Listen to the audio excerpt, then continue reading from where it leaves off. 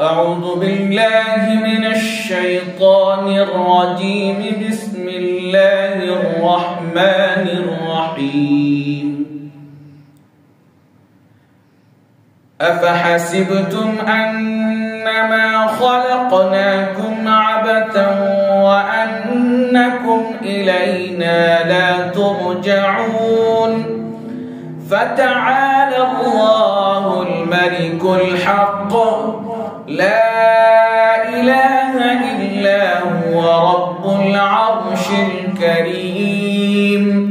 ومن يدع مع الله إلها آخر لا برهان له به فإنما حسابه عند ربه إنه لا يفلح الكافرون. وقل رب اغفر وارحم وأنت خير الراحمين. صدق الله العظيم.